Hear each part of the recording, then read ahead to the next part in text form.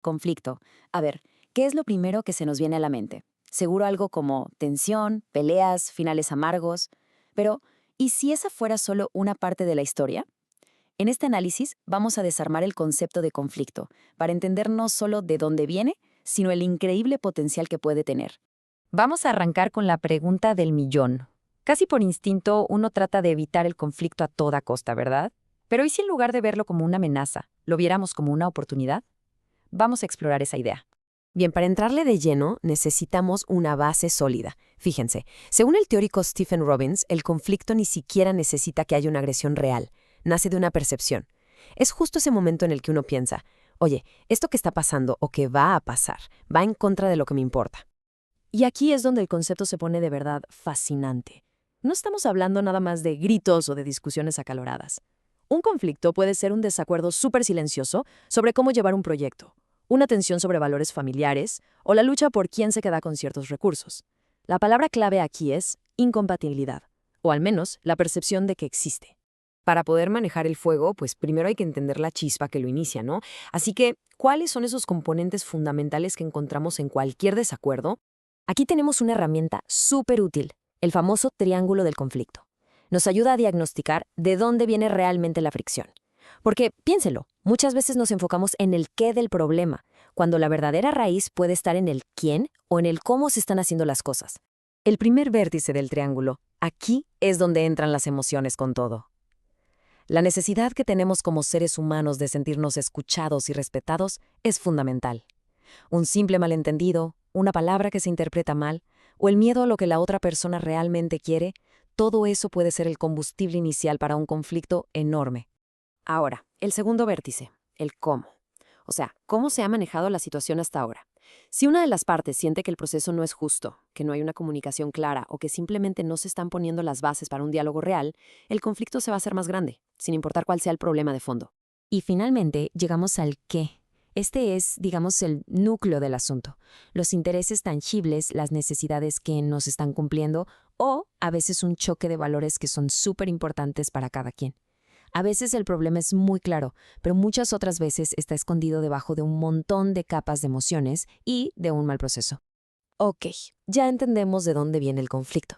Ahora veamos cómo un pequeño desacuerdo puede, poco a poco, salirse de control y transformarse en una crisis total. Esta imagen es increíblemente reveladora. La escalada no es un salto repentino a la crisis, para nada. Es más bien una serie de pasos. Cada reacción es un poquito más intensa que la acción anterior, y así se va subiendo peldaño a peldaño, a veces hasta llegar a un punto donde ya no hay vuelta atrás. A ver, sigamos este recorrido.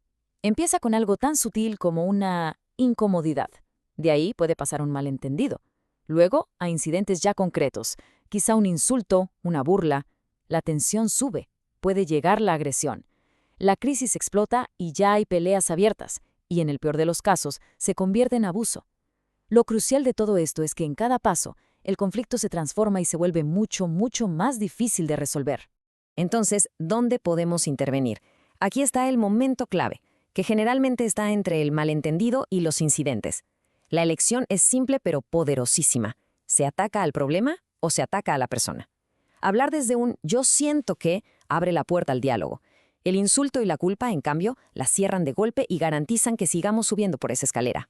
Bien, si ya vimos que el conflicto es inevitable y que la escalada es un riesgo real, ¿qué herramientas tenemos? ¿Cómo se puede elegir la mejor forma de actuar? Este mapa es genial porque nos organiza las opciones en dos ejes. El eje vertical pregunta, ¿qué tanto me importan mis propios intereses? Y el horizontal, ¿qué tanto me importan los de la otra persona? Dependiendo de dónde nos paremos en este mapa, definimos la estrategia a seguir.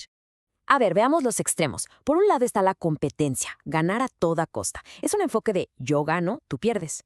Y en el polo opuesto, la acomodación, ceder por completo. Es un yo pierdo, tú ganas, donde se prioriza la paz o la relación por encima del resultado. Luego está la estrategia de no jugar, la evasión. A veces es sutil, para dejar que las cosas se enfríen o cuando el problema de verdad no es tan importante. Pero ojo, usarla siempre es una receta para que los problemas crezcan en la sombra y exploten después. Este es el que a menudo se ve como el ideal. La colaboración no busca un punto medio, sino, como dicen, expandir el pastel. Requiere tiempo, confianza y creatividad, claro, pero puede llevar a las soluciones más innovadoras y de paso fortalecer las relaciones. Y finalmente, el arte de lo posible, el compromiso. Esto es ser prácticos. Nadie obtiene todo lo que quiere, pero todos obtienen algo. Es encontrar una solución aceptable cuando una colaboración total no es posible o quizá ni necesaria. El punto clave es que cada uno de estos estilos tiene su momento y su lugar. Muy bien, ya desglosamos el conflicto, su escalada y las estrategias para manejarlo. Ahora, vamos a dar un paso atrás para ver qué significa todo esto en una escala mucho más grande. Y esto ilustra brillantemente una idea superpoderosa. El mismo motor de un desacuerdo personal, esa lucha por recursos, por valores o por poder, es lo que, a gran escala, transforma a las sociedades. El conflicto no es solo un problema interpersonal, es de hecho un motor de la historia. Y con esto cerramos el círculo. El conflicto no es el villano de la película, es una fuerza neutral. Es una energía que, dependiendo de cómo se maneje, puede construir puentes o reducirlos a cenizas. El poder no está en evitarlo, sino en cómo se atraviesa. Bueno, pues la anatomía está expuesta. Los componentes, la dinámica de la escalada y las estrategias están sobre la mesa. La pregunta final no es cómo evitar el conflicto, sino cómo se decide navegarlo con intención y con propósito.